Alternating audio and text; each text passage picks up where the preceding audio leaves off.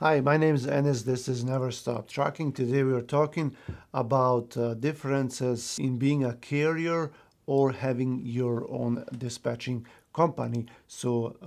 MC number and DOT number, carrier and leasing owner operators to you versus dispatching carriers who have their own MC number and authority. What are the costs and what's the possible profit that you can expect as one or the other? When you have a carrier out there that leases owner operators onto them, there are two different types of that, and I already spoke about the differences in having an owner operator leased onto you and you pay for some of their costs versus they take care of all those costs such as IRP, registration, trailers, IFTA, bobtail insurance, and all that. So you have two different options here. If you're a carrier, you can charge an owner operator a smaller percentage fee. And then I know those fees vary between 10 and 14% off of the gross amount of the load. So if you charge between 10 and 14%, then usually everything else is on the carrier.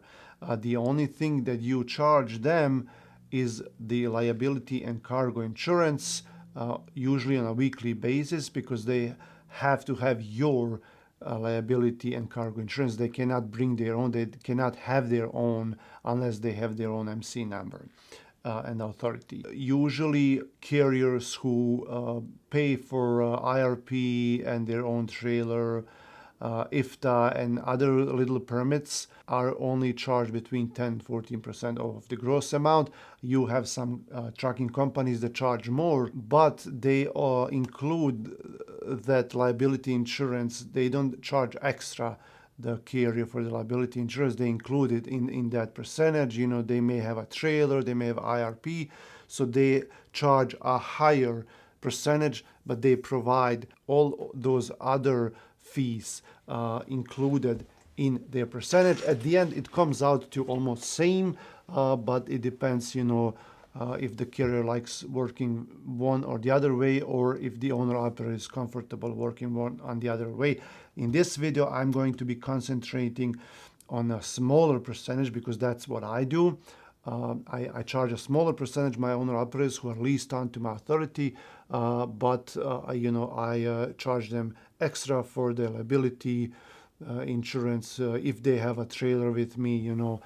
Usually they have their own registration, so we don't have to worry about that. And those percentage fees can be between 10 and 12% off of the gross amount. Okay, so that's how much usually owner operators are getting charged. If some of them will do 14, but 10 to 12 is what I've been seeing mostly. Now, if you have a dispatching company and they find loads for a carrier, then they charge less because they don't have that many fees. And there are other factors included, such as a carrier, carrying a risk of not getting paid from the broker, their own safety and their own liability and cargo insurance and all that. So that's why the dispatching companies charge less. And from what I've been seeing, this can be anywhere from like 3 to 8%. Okay, and as I've been saying, if you're a dispatcher and you want to charge 3%, that's way too low.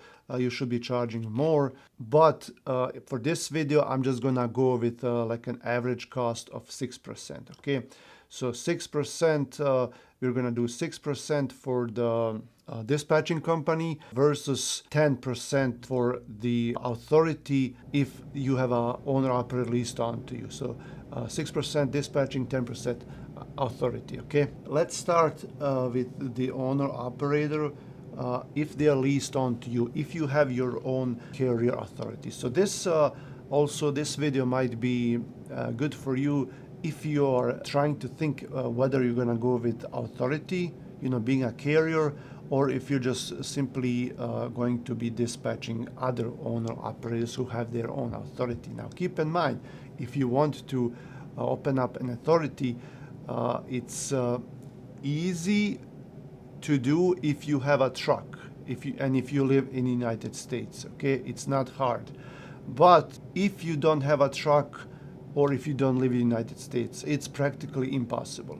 Right now the markets are not that great, but let's just say that an owner operator could make maybe like $6,000 with a drive-in, $6,000 a week. I hear people claiming a lot more, and like dispatching companies calling me, other dispatching companies, and telling me that they can get me like $8,000 a week. I said, maybe sometimes, but how many miles are you going to be running? How many miles are you going to be, and then you're going to spend all that fuel. You're going to have like $2,000 to $3,000 in fuel a week, and then what have you done? Nothing. So let's just concentrate on $6,000 a week, okay? Just for the sake of this video. If you can make more, great. That's cool. $6,000. Now, if you charge your owner operator 10%, then you're gonna get $600 a week, okay, from them, 10%. Now, you most likely have a factoring company. If not, good for you, great. That's the way to go. I did that for 2 years, and it was cool. I had no problems. I signed up with a factoring company due to other reasons. But it's doable, especially if you're not planning to expand. If you have like 2, 3, 5 trucks and you're just keeping that way, then it's totally doable. And even if you grow to more trucks and you get more cash and more cash, then if you can ditch a factoring company, cool. If you need a factoring company, I work with RTS. The link and the phone number directly to one of the agents, a friend of mine, is in description of this video. So you can make $600, 10%, but keep in mind that there are other things involved. So if you work with a factoring company, you're most likely paying anywhere from like 1.5 to like 3% in factoring fees. So in this case, let's just say you're paying 2% to a factoring company. Now this 10% becomes 8% now, okay? So now you didn't make $600, you made $480, okay? So now we can scratch those $600, and now we have $480, okay, for that 1 week, which is significant. It's 2%. It's a lot. Keep in mind that you have to add this owner operator to your insurance, to your liability and cargo insurance. You are charging them for that. You're carrying that fee over to the owner operator, but still, sometimes if you have high liability insurance, some trunking companies will not charge the owner operator the full amount because that's their way of attracting them. I know I've done it for 1 year. The first year when I opened up my company, I charged them less because I wanted it was way too much, and no one would have wanted to sign up with me, and I charged them $400 a week for liability insurance. That if they're paying somebody like $200 to $300 now a week, then why would they come over to me and pay me $100 or more extra every week? If you charge them for the full 100% of the liability insurance, cool. Okay, so you have nothing to lose there. Now we have permits. Every quarter you have to do IFTA. So if you do IFTA for them, you can always charge them that, charge them those IFTA taxes, okay? Some companies choose not to do that. They include it in this 10%, so they just pay it out of pocket. I recommend that you charge owner-operators for that, those IFTA taxes on top of this. There are also other states taxes and fees that you have to pay for. You have to pay for New York highway fees. That can be like let's just say like $50 to $100 every quarter, for one truck. Okay, then you have Kentucky, and that can be also another $50 per truck for a quarter. And then if you go to New Mexico, it's been a while since we went there, but you have that. You have Oregon. If you go to Oregon, you have to pay for Oregon. Also, when they sign up with you, these owner operators, you have to onboard them to your trucking company. So that onboarding process will probably take around $300 because you have to pay for their decals, for the signs that go on the trucks. You have to pay for the drug test for them. Every year you have to do a clearinghouse test, a random test paying. Also, like your drug screen place, you have these annual fees that you pay them, and you have a lot of other small things that you pay for each truck. Every month, every year, or every week, but it adds up. Okay, so every year you can expect to pay about $1,000 for each owner operator, and it adds up. Like maybe, they left, if they leave, and you have this escrow account that most companies charge owner operators. It's an escrow account. It's like a deposit, and then they give it back to the owner operator when they leave. If they already receive their escrow back and they left, sometimes you get hit with toll. They missed a toll. There was a ticket that they didn't pay. Another big thing is like if there's an insurance claim, something happens on the road, and there's an insurance claim against your company, it all goes on your record, and your insurance might increase last year because of this one truck that did something on the road. There was a claim, an accident or something. So one truck or one owner operator, they did something, and now the whole policy is going up because of that. Also with CSA scores, with violations, if they have an out of service violation or a lot of violations, with DOT, brokers will not give you loads. You might even have audit, because of that. There's a lot of risk included in that.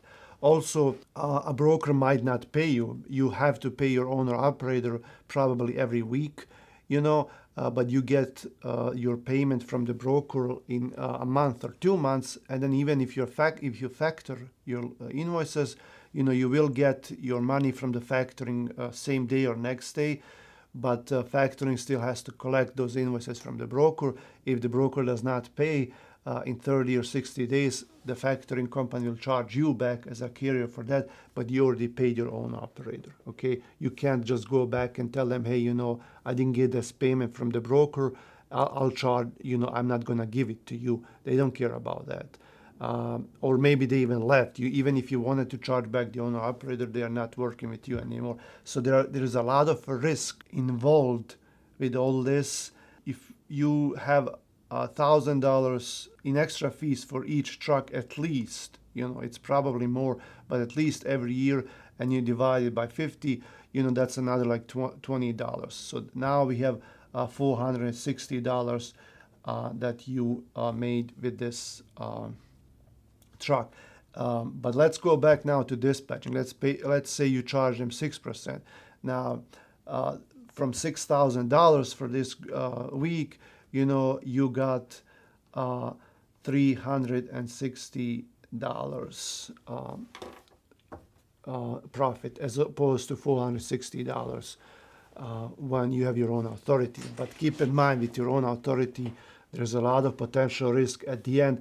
It's probably not this, because with one owner operator you might not lose any money, but there will be a point. Let's say we have like 5 or 10 trucks. There will be a point where one of them, something happens, and there's either a claim or something with DOT, and that one will cost you a lot of money. And when you do your average for all the owner operators, you will see that you're probably making the same money, like $360, even though you're charging 10%, as opposed as just dispatching for $360. And it's a no-brainer. If you have a dispatching company, there are a lot of less fees. You don't have to pay all these fees, all these subscriptions that you have to have with your own carrier. With when you're being just a dispatcher, all you have to have is an office or work from home, phone, and internet connection, DAT board, power board, and maybe a couple of subscriptions, like that you might need here and there. But that's all. And these are the subscriptions that you will always have and that you will always pay, and it should not increase. Everything else you get is clear, clean pay, and there's gonna be a lot more profit.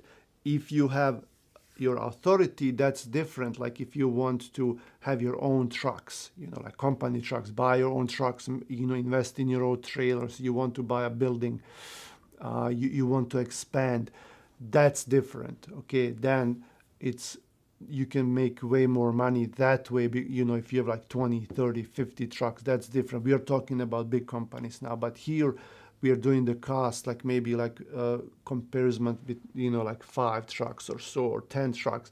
My suggestion is, if you are not planning to expand, if you want to keep it low, if you don't want to have a lot of risk, a lot of stress, is as far as the profits go, then you should go with dispatching only.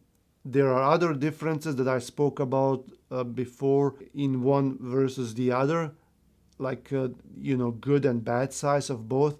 But in this video we're talking only about profits. Okay, this is profits only, nothing about long-term relationships, nothing about assets, potential expansion, nothing like that. This is just for profits only. Keep in mind. So at the end, the pay is probably the same, unless you're charging way less than you're supposed to charge. Like if you're charging like 3 or 2%, I've heard that, and don't do that, please. That's way too low. Then it's different. Okay, I hope this video helped you a little bit in deciding which way you want to go, if you're still trying to decide what to do. And subscribe to the channel. If you like this video, come back for more. I'll see you around.